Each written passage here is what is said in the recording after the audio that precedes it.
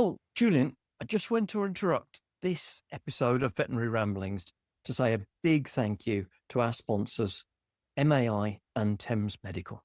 Oh, yes, they're very kindly sponsoring this episode of Veterinary Ramblings, aren't they? They are indeed. And they will both be at the London Vet Show on stand J09. Great. If you want to chat, pop along and see us. I'll be there as well. See you then. Hi, I'm Mike Brampton. And my name is Julian Hoad. Welcome to Veterinary Ramblings. Where do we start with this? I think we need to learn a little bit more about you because I've heard that you've worked in cake factories, you've been a stockbroker, you've been a pilot, but I've always known you in the veterinary field when you used to work with Novartis, I think. Yes, no, I did the cake factory and the Jackaroo and all that. That was when I was young. And then I trained to be a commercial pilot and unfortunately timed my qualification with a financial crash rather than an aircraft crash. Right. And there were like 5,000 TWA pilots had come on the market. And there was me waving my new commercial pilot's license with 100 hours experience. And it was not possible to get a job. So then I went to a party one evening and somebody came up, a friend of mine actually, said, "Oh, I think you'd be good in PR." And I said, "What is this PR you speak of?" Oh.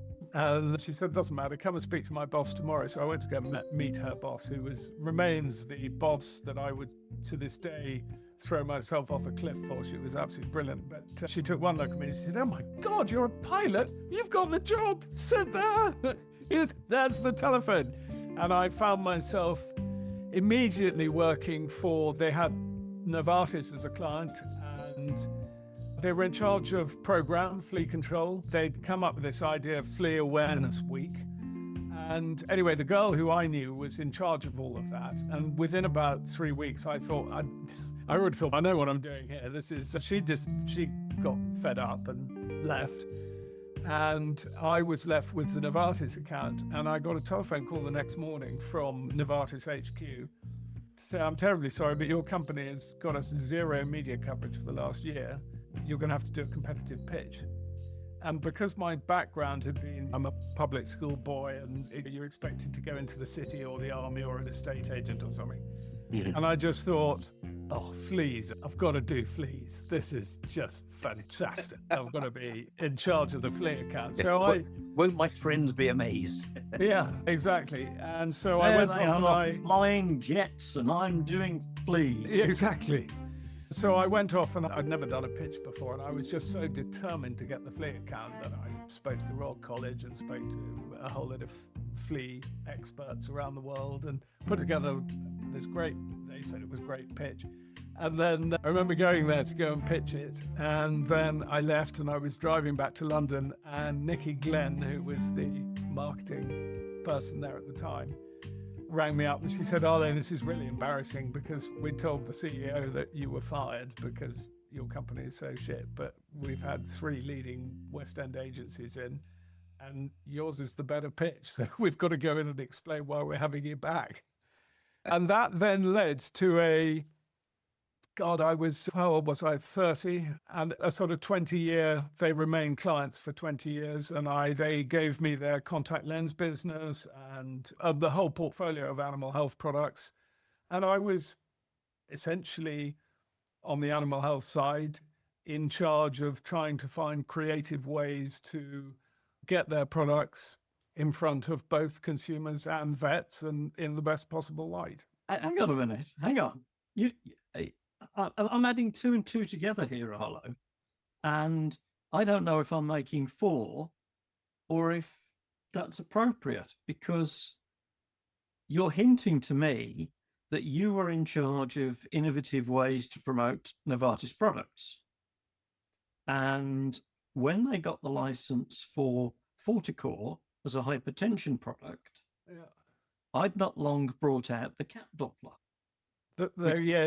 For measuring hypertension in cats. Yeah.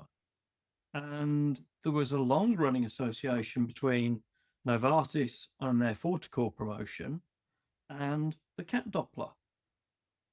So are you admitting that you were the person that helped me launch the cat Doppler into the UK market. Do you know what? My early onset dementia is such that I have very little memory of all the stuff that was going on back in those days. I'll just suggest an answer for you then. Well, yes, clearly I'm completely responsible for your success and make the cheque payable to the Arlo Guthrie Disaster Appeal Fund. In which case, thank you, because the cat Doppler has now been around for over 30 years and has got sales of over 12,000 and is probably the number one blood pressure product in the world today, made and sold by Thames Medical. Yeah. So thank you. I don't know that I should really take credit for that. I do remember we were doing a lot to push blood pressure monitor measuring and what have you, but it was a long time ago. We launched that on the Orient Express. I can't remember whether you were on that. No. I would like to be. I was actually, oddly enough, and coincidentally enough, I was at home starting out my living with a flea circus. And it was your new invention of contact lenses for fleas that, no, hold on, I think I read that wrong, didn't I? I think you may have done, yeah. No, sorry. No, so you've done nothing for me, Arlo, but thanks. Yeah, join the queue. You have, though, haven't you? You produced vetsurgeon.org and vetnurse.org. And that, I think, has been beneficial to a lot of vets and nurses. I think it was very interesting. So that all came about because Novartis turned around to me it was pre-2000. It was before Mark Zuckerberg came along and Facebook was really not a thing. And Novartis said, we want a new way of engaging with veterinary nurses and talking to them about flea control. And I said, look, I think you should have a website. And they said, what is this web you speak of? And I said, don't worry about it. I'll go and get a website built. And the whole thinking behind it was that veterinary nurses were, and to some degree still are, underpaid, undervalued, underused, but very much more so in those days. And I just thought it'd be a wonderful thing to create a community where we could put veterinary nurses in touch with each other to share ideas and experience and knowledge and all the rest of it. And it took off and it became the leading kind of community, albeit in a field of one, for veterinary nurses. And then Novartis about 10 years later said, or no less actually, it was probably about 5 years later, turned around and said, look, we are a drug company. We're not a social media company. By that time, Facebook had arrived or was being talked about. And Novartis in their head office in Basel had woken up to social media and everything, said, look, we are not running a social network, switch it off. And I said, look, you can switch it off, but you're going to annoy, there were sort of 7,000 to 10,000 members at that point, and you're going to annoy 7,000 to 10,000 customers who you've supported with this site for a long time. Can I suggest that there is a very small company? Obviously, veterinary nurses are not paid anything. There's not anything I'm going to make any money out of, but there's a company that'll pay you a very small amount of money for the website, and it's called Guthrie Communications. And they sold it to me for what you might call a peppercorn. A very timely very, comment, very, isn't it? yeah. Yes. And You put £7.5 million into renovations. Oh, sorry. No. It was the word I put quite rent. a few thousand. I did actually put quite a few thousand into renovations, but Yeah, no, it was- not it was 7.5 the million. It was the peppercorn rent thing, and I suddenly got overexcited and thought I was talking to the person Andy and I were previously known as Prince. Yes. Known as Prince or whatever it is. Yeah. So then I did renovate it, and then I thought I'll set one up for veterinary surgeons too. Right. And everybody went, oh, it'll never take off. And vets far too busy chopping up animals. But I thought I'll give it a go. And I spent a good 6 months to a year on the website talking to myself. And then it started to take off and it got bigger and bigger. And then it was the biggest community of veterinary surgeons. And there are huge problems with social media. There are huge problems. We'll go and hopefully talk about that a bit later. But the way in which we've switched from a largely spoken way of communicating with each other to the written word. And lots of people are not very good with the written word. And people also forget that the written word isn't necessarily about what you meant to write. It's the way the reader interprets it. Yeah. And so there were lots of situations on my communities where people would write things with perhaps less regard than they should have done for the reader. And it upset a lot of people. So it was a mixed thing there. To this day, I remain hugely proud of the fact that the sites connected a lot of people and facilitated a huge amount of sharing of information. And yes, and then Zuckerberg came along, and not just Zuckerberg, but Musk. And so the audience now has so completely fragmented onto Facebook, Twitter, LinkedIn, Instagram, TikTok, absolutely everywhere. So I'm very much having to reinvent myself as a consequence. Is this a good thing? Is what? The reinventing yourself. No, not the reinventing himself. That's always a good thing to do. But, no, I was just wondering if this explosion of social media is a good thing. I'm sure you would. We've all seen, I think it's a very evenly balanced thing. There are some enormous advantages. I remember the first time email came along, and it was as I was pitching for that Novartis account. Mm-hmm. And I was in touch with one of the world's leading entomologists from Texas University, and we were just banging ideas backwards and forwards. Before the internet, that just wouldn't have happened. And so the power of that, and if you look at the speed with which human understanding is just growing exponentially now, that's a massively good thing. But I read the other day, and I can't remember the exact figure, but the amount of information, the sheer amount of words if you can embody the internet, it is something like several billion times all the printed work that has ever been. It doesn't surprise me at all, because we are now, I was going to say the flip side of all that, the bad side of it is that it's taken a lot of the way in which social media condenses things into a very short form text communication. It's just something that I think a lot of people don't really know how to use particularly well. And it takes away from the richness of life in many ways. I keep on having to try and stop myself, to remind myself always to pick up the telephone. One example is that I used to, as I say, slightly generously call myself a journalist, but I would get a lot of press offices getting in touch with me to pitch me a story. It just doesn't happen anymore. I just get sent an email, which is time saving, but there's no relationship with the person trying to pitch me a story, and it's made it a lot more transactional. And it has, and I guess I'm like many people, I don't read a newspaper anymore. I doom scroll through the multiple mistypings and grammatical errors of the daily screenies, or whatever they're called. And there is no really good free on your mobile phone journalism these days, is there? I get the Times on my mobile phone. Oh, but that's the paid for. Oh, is he free? Yeah. No, but yeah. But even the Times, and I'm sure you've noticed this, and you're probably very forgiving, have got some pretty bad grammatical as well as spelling errors in their reporting. I doesn't haven't happen seen very often. Yeah, I don't see that very often. And of course, with AI now, and the thing that really worries me is now the nuclear arms race of AI and the way it's now being, rather worryingly, it's infiltrating our email and the way that we communicate. I made a sales inquiry the other day to a company about some software that I was interested in. And the chap came back and said, hello, yes. And so then do you have any more questions? So I emailed back and said, yeah, these are my questions. And I got back an answer which began, an email from which began with, Dear Arlo, thank you for your very thoughtful questions. And I thought, that's AI has written that. Nobody in real life goes, thank you for your thoughtful questions. What? No. And then it went on to bullet points that had been very clearly generated by AI.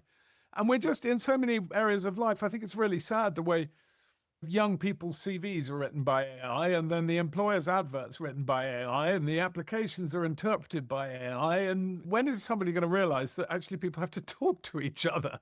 Yeah, absolutely. I recently read a very frightening book called Nexus by, Noah Yuval Harari, the chap who wrote Sapiens.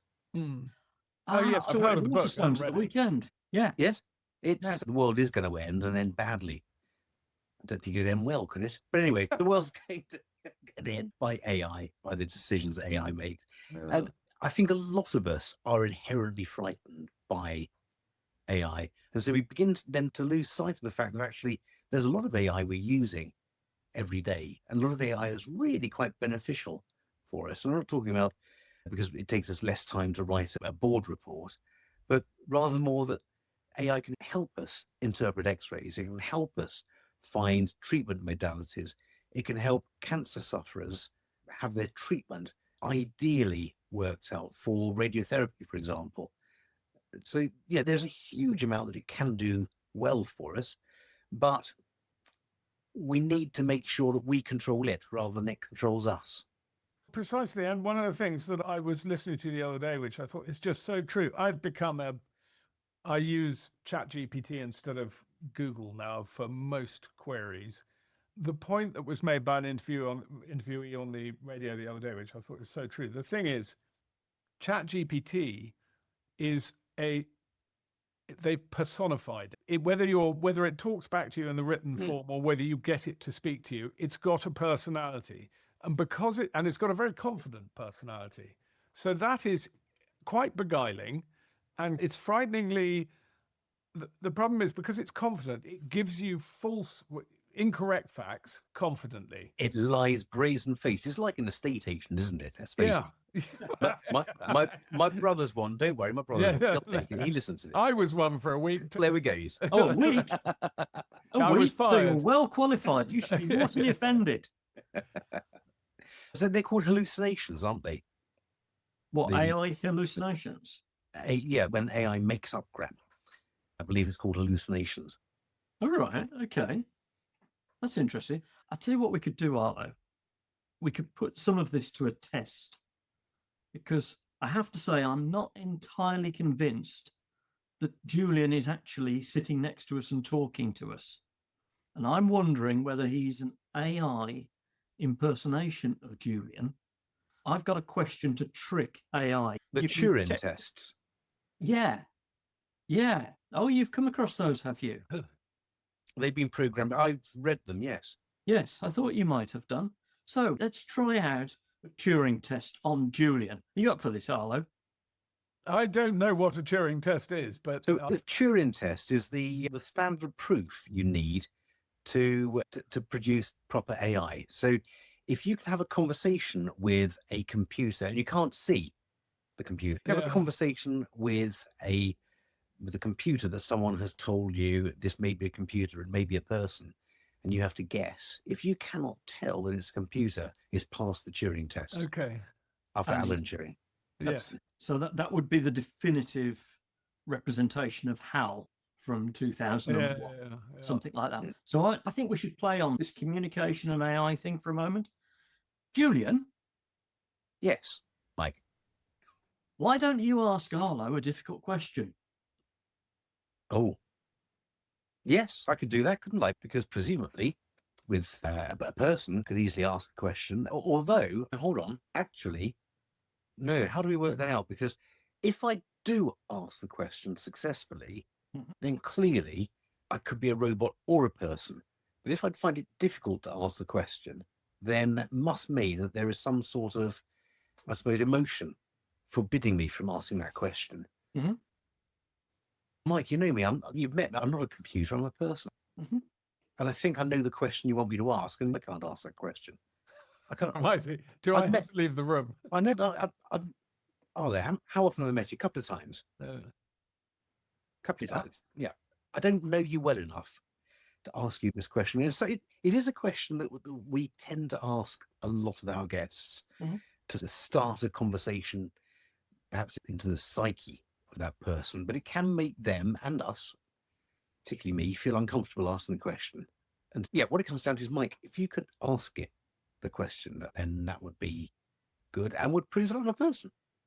That's obviously a very deep AI fake that has listened to one of nearly 160 episodes of Veterinary Ramblings, including 160 in which Julian has failed to ask the difficult question. Maybe, but then, oh no, I did ask it once, didn't I? Did you? No, we didn't. No, no, you're absolutely right. You called me out on that one. That was obviously so memorable. The day that you asked the guest the difficult question. I think we're ratcheting up poor Arlo's nerves here because he's not quite sure what to expect from this question. It's probably not as bad as you think, but I really do feel awkward asking it. I don't know, it's just me. Well, then, my upbringing. Ask the question. You're going to ask it, aren't you? You promised me. Did I promise you? I thought it was. Yes, I might do. Come on, tell us straight. If you could ask, I'll do it next time. Probably. You'll have to watch the next episode of Veterinary Ramblings to see whether Julian can actually ask the difficult question. So, in leading up to that, I will once again. What are you gesturing there? Nothing. Nothing. Okay, fair enough. So, for those listeners around the world, the difficult question, which of course most of you will come up to see us at shows, and when we bump into each other in public, we'll always want to know the answer. Arlo Guthrie, the difficult question. It's not really that difficult. Arlo, what is your favourite bread? Bread. Bread. Baguette. A classic French baguette. Yes. Do you buy two when you go to the boulangerie? I haven't been to the boulangerie. I lived in France for some years, but I would, yes. Sometimes 3 or 4, but Is that so you can eat 2 or 3 on your way home? No, not at all. Whilst it's still Best warm? thing in the world, the best thing you can possibly eat is to get a French baguette, heat it up, drizzle it with a little bit of olive oil, rub a garlic up and down it, squash the freshest Mediterranean tomato on the top and a few basil leaves. That is unbeatable. That's heaven for you, is it? That's heaven for me. Yeah, I'd go for that as well. That's good. That's a classic 500-gram white mid-heavy flour with 3 lame cuts in it. Yep, fantastic. I make a mean baguette. The only problem is my oven isn't quite big enough, so it's a slightly curved baguette usually to fit in. You could always make it shorter. No, it's not a baguette then. It's got to be a certain width and length. 500 grams, 3 cuts in it. You'll be telling me that bananas have to be square to comply with European regulations. If they were grown by the French, then yes, they would have to be.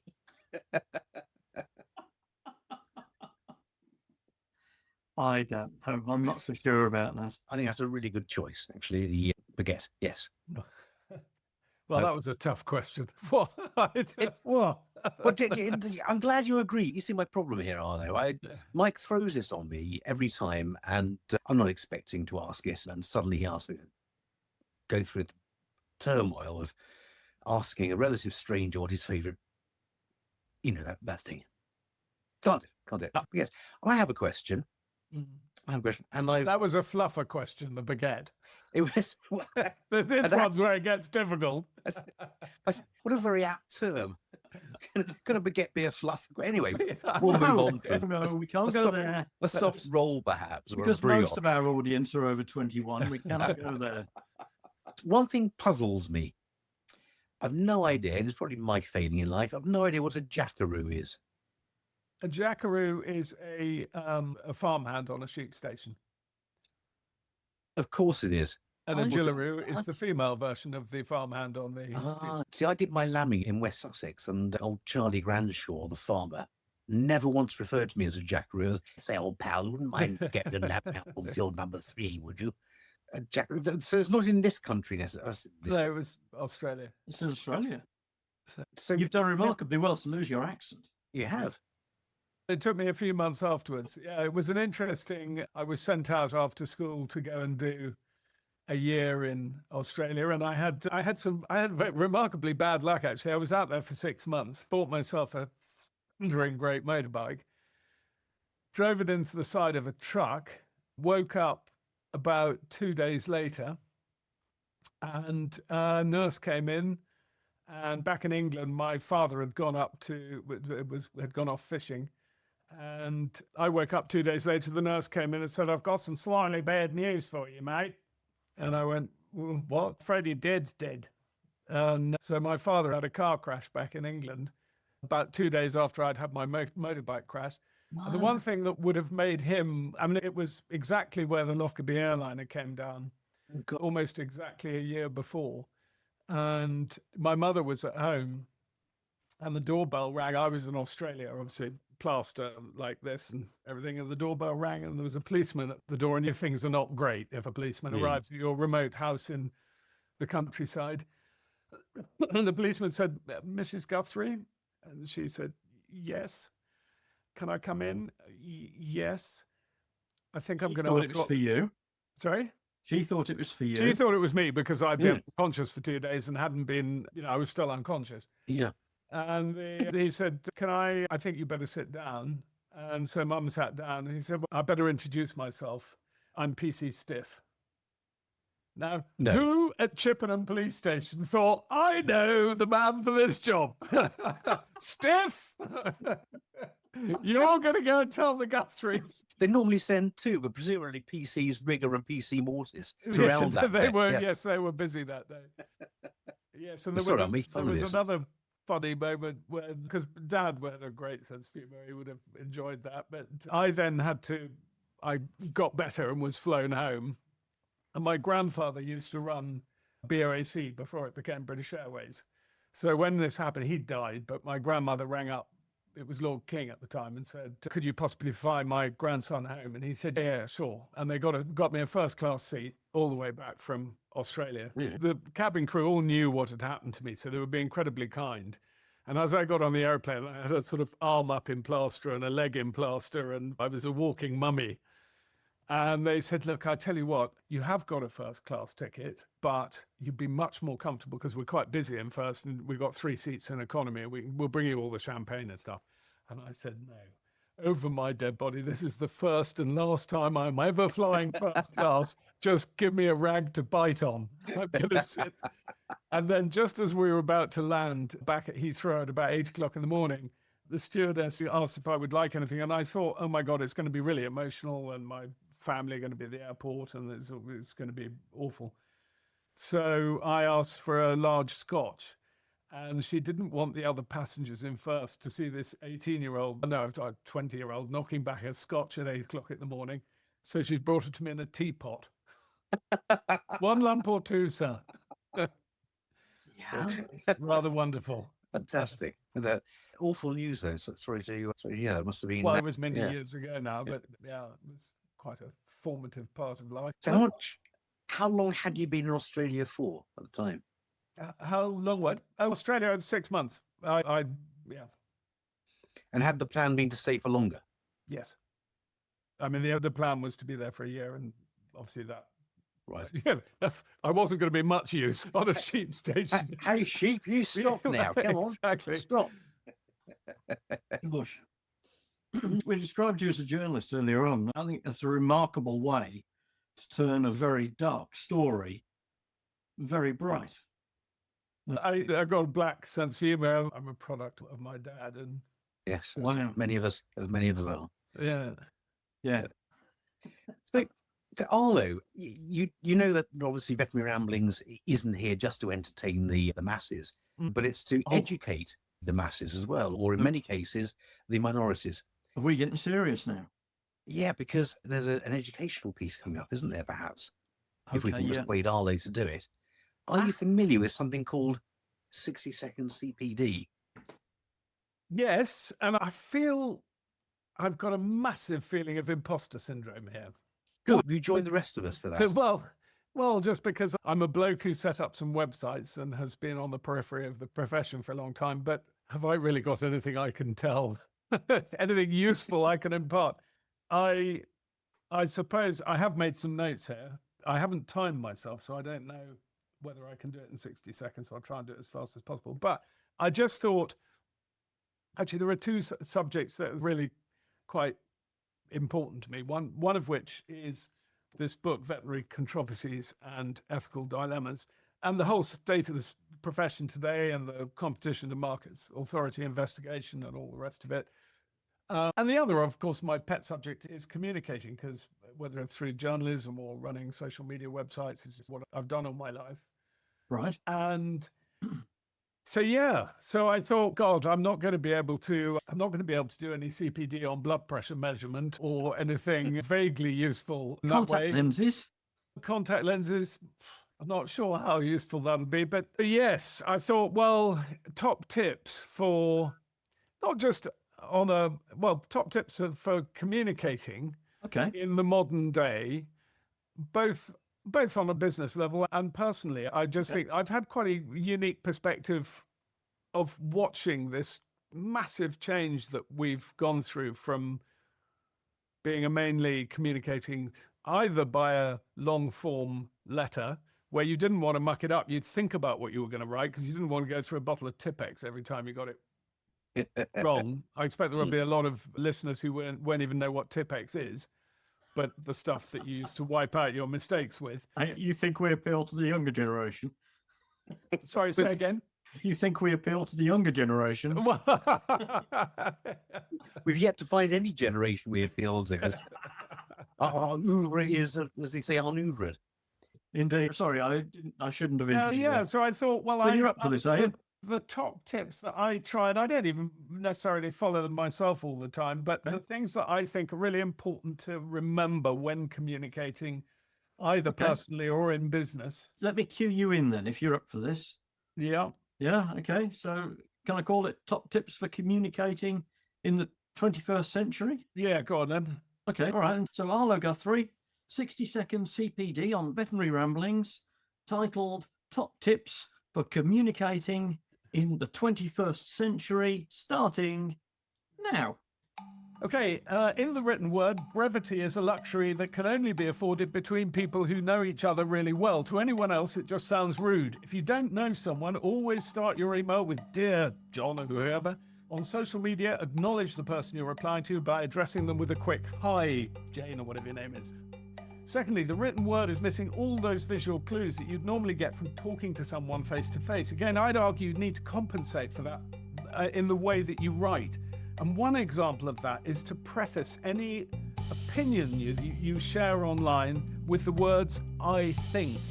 It's two small words, but they're so important. If you write, you are wrong, it makes you look arrogant. If you say, I think you might be wrong, it's a much more respectful way of putting the argument across, and no less effective if you, when your explanation is then an open and shut case. Thirdly, never write anything when you're angry. Not an email, certainly not a social media post. Your anger will be obvious and amplified in whatever you write. Have I run out? You can carry on, you're into extra time, it's fine. Amplified in whatever you write. It won't do anyone any good. I've got three more. Whenever possible, ditch text messages and email in favor of the telephone. Pick up the telephone. Text messages and emails are transactional, and they offer no opportunity to turn left or right. And I've had various calls where I've suddenly realized I missed all that sort of rich conversation with people. In business, say sorry. As a society, we've become terrified of the legal consequences of admitting failure or apologizing. So now we have that awful Weasley, I'm so sorry if you thought that something was offensive. It's not. You just say, I'm sorry. It's such a small thing. And ironically, I think it makes people less likely to take legal action if you give them a fulsome apology. They go, okay. And then finally, a little plug for my own websites, which was that Facebook is really not a great place for scientific discussion. And I know people weren't particularly warm to that message, but Facebook uses an algorithm to pick posts that it will show to you based on your likelihood of interacting with them. And that is not the way of having a balanced scientific debate. On Vet Surgeon and Vet Nurse, it's just we haven't got any clever little algorithms or anything. It's one opinion following the next. So everybody gets to say what they think. It wasn't Sorry. 1 minute, it wasn't 60-second CPD. However, I think there was some very solid content in there. I don't know. It's teaching Granny to suck eggs, but it's just my thoughts about. Do you know, I think we all need those reminders sometimes. I think those suggestions are rather more apt for today than they ever have been because it's easier to forget them. Politeness was a given 50, 60 years ago. And you could really get a lot of impact by deviating from it.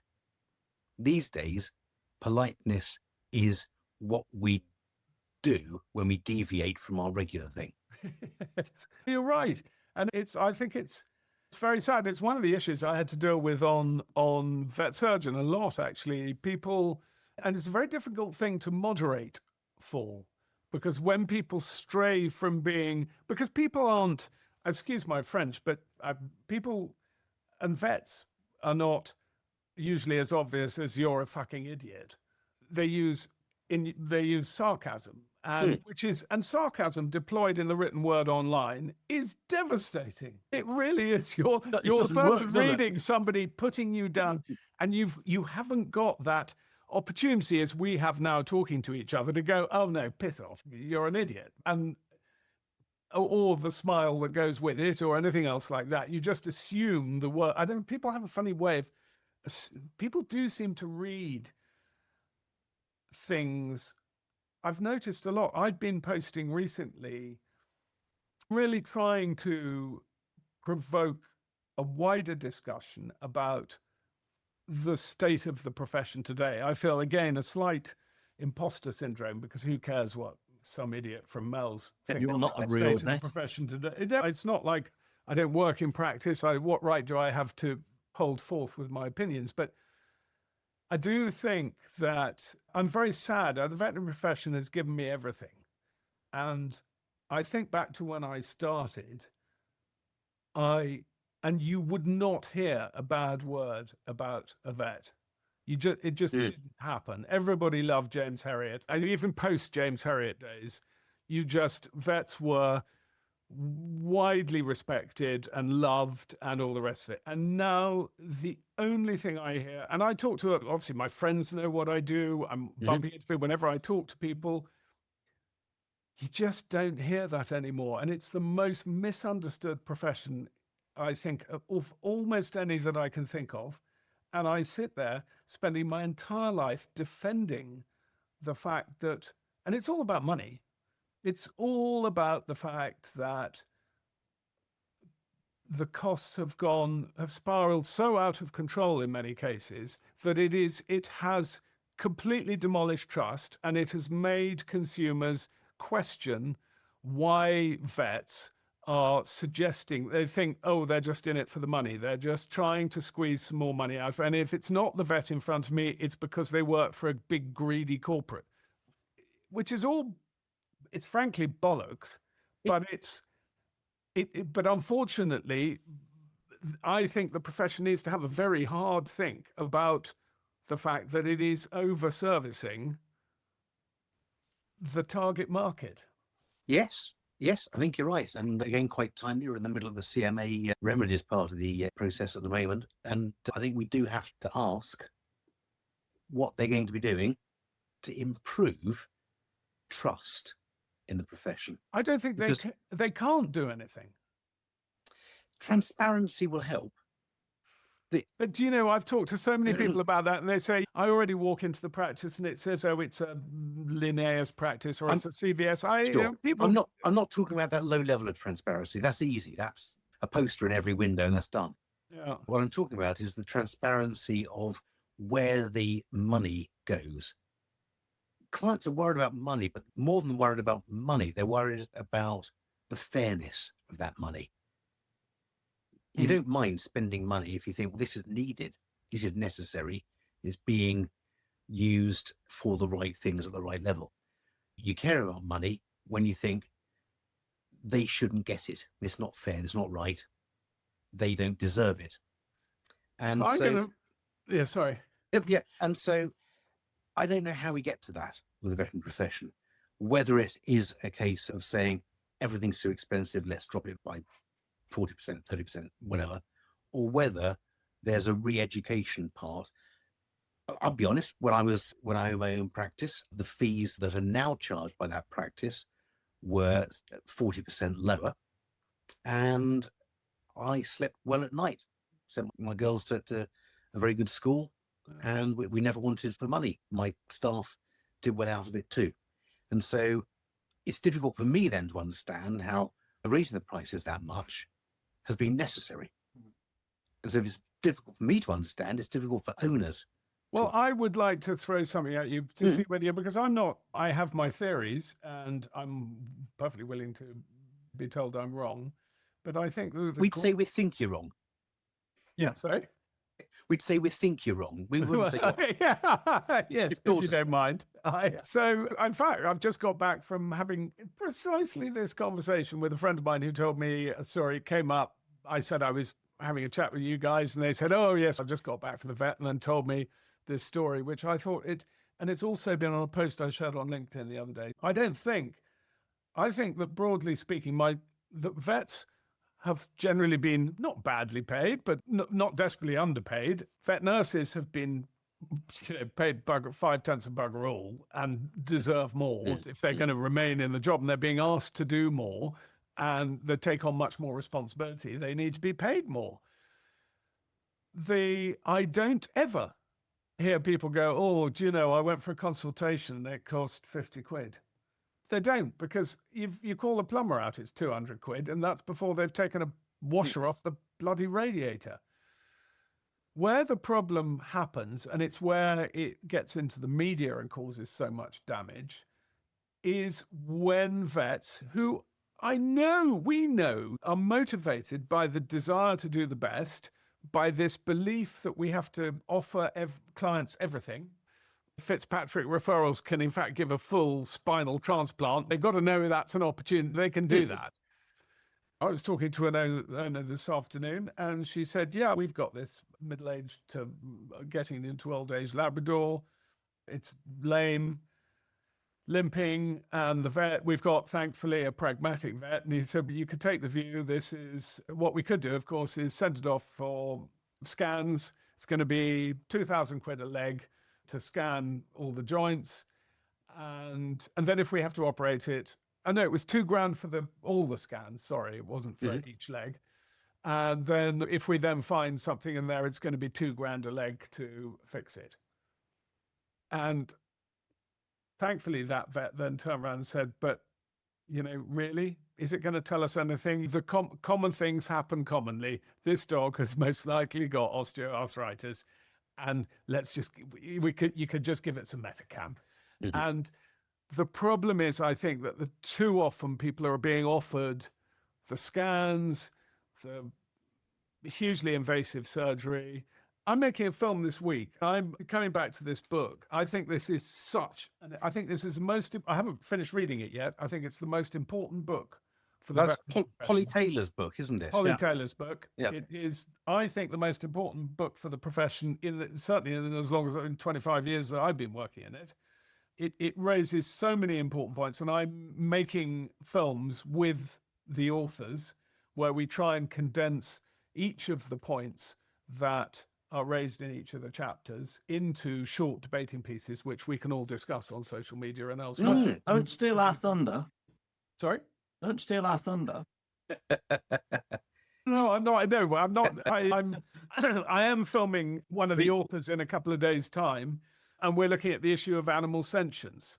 And he is, it's a spoiler, but I thought he raised a very good, thought-provoking point. And he said,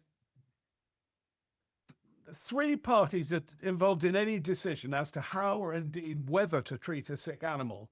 There's the vet, the owner, and the animal itself, who cannot, unfortunately, contribute to the discussion.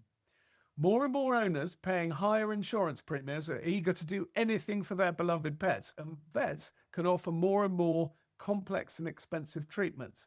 When owners and vets are on the same side, the balance can become heavily loaded in favor of treatment, possibly at the cost of the welfare of the animal.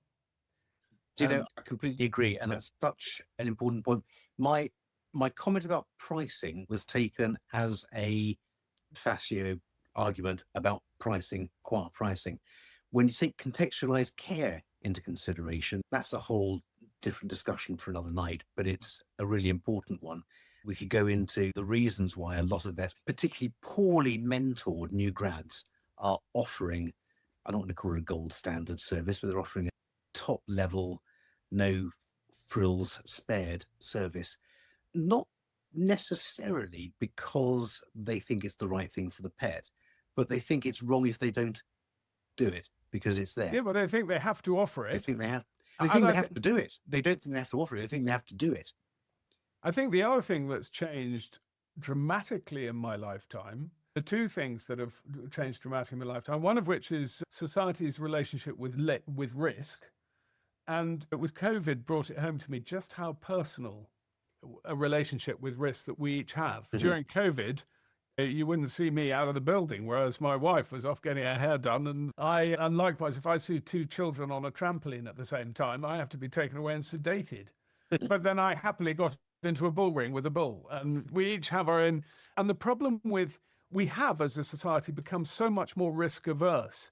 Yes. And that affects not just pet owners, but veterinary professionals too. I'm going to be struck off if I haven't covered all the bases. If this owner comes back and I didn't do that blood test and it would have discovered something.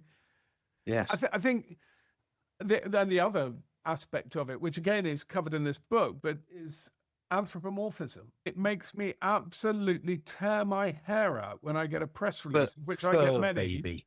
Well, Fur fur baby. babies, but people talking about pet parents. We're not parents. There's something very genetically wrong. If Darling, we are. go on your bed. Go on your bed, darling. Daddy's busy. Daddy's busy now. Okay, fair enough. Yeah, Well, absolutely. So I kind of wonder, and I don't know, there's obviously been this huge level of investment in a comment made to me about ultrasound, that people have spent 40, 50 grand on this ultrasound equipment, and only one person in the practice even knows where the on switch is, let alone how to bloody interpret an ultrasound. but it's digital. And MRIs for $250,000. There was somebody on BBC News the other night going, this all costs. I think it's a really difficult thing. From a business perspective, lots of practices have invested in very expensive equipment. And so how do you turn away from that now? Are we over-servicing clients? And do you think, my question for you is whether you think, well, sorry, I'm the interviewee here.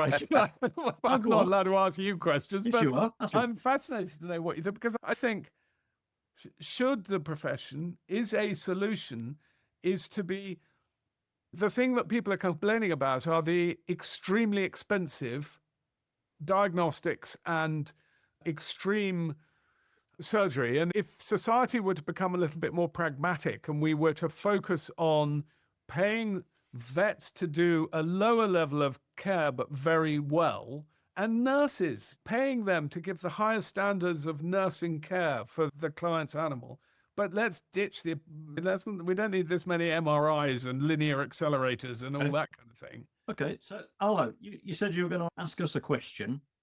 Ask us a question and ask the audience a question. And that could be your reflection question to support your 60-second CPD. So what would that question be? Oh, I'm not sure that it comes into the 60-second CPD. No, okay. No, it doesn't matter. But okay. you ask. Because it's not really about communication. My question is that, do you think that it's time to offer a higher standard of lower grade clinical care, if that makes sense, at a lower cost, but nevertheless paying vets and nurses properly for providing that, but not sending people off for banks of diagnostic tests and more extreme surgery? I feel I'm not equipped to answer that question because there's a conflict of interest, because that is exactly what I do in my peripatetic surgery.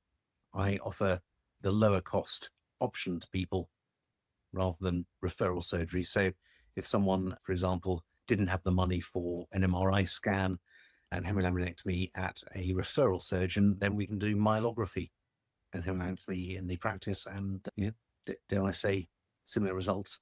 But yeah, I also quite think, agree. gosh, Quite- I'm not having a dig at referral surgeons, but no. That we need them, and we will always need them to offer that level of complexity above which the first opinion practitioner or the practitioner with a special interest can offer. But you're absolutely right. Does it have to be in every practice? No.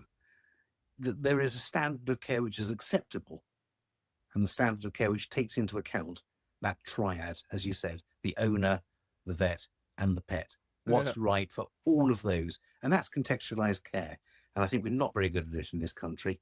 We pay lip service to it, with the result that the costs have risen, charges have skyrocketed because various people's, I won't name any people in particular or companies in particular, but various peoples have decided that there's good money to be made on this. Let's make that standard of care, that higher standard of care, the only acceptable one. We've also lost a generation of confident, skilled, knowledgeable vets who will provide that mentorship with the way that the industry has flexed. Well, because they've sold their practices to the corporates. Indeed. I think off to the golf course. Yeah, I think that's very I much. haven't gone after the golf. Oh, sorry. You But I haven't. think also in terms of job satisfaction, God, how much more rewarding to do more to stretch yourself as I don't know, I'm not a GP, but I'm a vet, but I would think it's just always my filmmaking. I'm finding it enormously rewarding. I'm learning something new every day. And I think if you're sitting there just endlessly prescribing flea treatments to one person after another and referring everything, how can that be as rewarding and interesting and varied as doing more, as honestly as referring less and doing more in-house? Absolutely. I don't want to be vaccinating every day for the rest of my life. We had enough of that in Although it COVID. is saving lives. Sorry, say again? We had Although enough of that in COVID. Yeah, we did enough of that in COVID, Mike and I. But vaccinating is saving lives. Sorry, Mr. Kennedy, you're wrong. Yes. Sorry, Mr. Wakefield, you know you're wrong because you were told you're wrong. Arlo, you need a certificate. You've given us some CPD. You've provided a reflection question for it, and you now deserve a certificate. Now, unfortunately, I had too little information to go by when I wrote the certificate. I looked up Arlo Guthrie, and of course, then I was sent through details of you as Arlo Guthrie, and so I called it a certificate of folkishness, and folkishness. Because of the theme, Yes. and of newsworthiness. And I've incorporated not only your tremendous guitar playing skills, but also I couldn't get a picture of a jackaroo, so I've done a wallaby. Yet. Well, there we go. Marvellous. Marvellous. Excellent. There's also your commercial piloting. That's standing room only on that plane. That was you on top of the wing there, wasn't it? Me on top of the wings there, Yeah. And your cake freezing skills. So there we go. Oh, yes. I Your can have my certificate. cake and eat it. You can, only once you defrosted it. That's it. Certificate. That's Brilliant. it. Well There we done. go. Thank you. And I feel like that's it's reassuring, Julian, that sometimes when I'm spouting this stuff about the direction of the profession's going in, I think, as I say, imposter syndrome or whatever. But then a lot of people I speak to, like you, seem to agree. I do. I love the profession. I love what I do. I love the advances we've made. The incredibly clever things that the people are doing. I think are amazing. And I think there's a place for them. But I also think there's a place for doing a fairly routine cruciate repair on Mrs. Jones's old dog. Yes. Because she can't afford a TPLO or a ZLE. Yeah. I have to smile there, Arlo, because you're talking about imposter syndrome and you're actually beginning to wrap the show up and say, thank you very much, gentlemen, for having this. And that's his job. Well, that's my job. That's my job. So I think on that note, it would probably be an appropriate time for me to say thank you very much indeed, Arlo. It's been an absolute pleasure having you on Veterinary Ramblings today. And people who are interested in listening to Arlo's session there, he's been drawing reference to a particular book and talking about a couple of authors. You will also be able to hear on Veterinary Ramblings the story behind the authors and some stories from those authors discussing the same book as well. it's a nice little loop there that we can all share, because it's an important book and it's well worth a read, particularly if you're involved in the veterinary industry. So, Arlo Guthrie, thank you very much indeed for joining us on Veterinary Ramblings. We'll raise our mug to you. May your dog go with you. And thank you very much for having me. May your dog very go with welcome. you. Yes. And cut. Hooray! Hey, there we go. Have you enjoyed yourself? I have, yes. No, that's been great fun.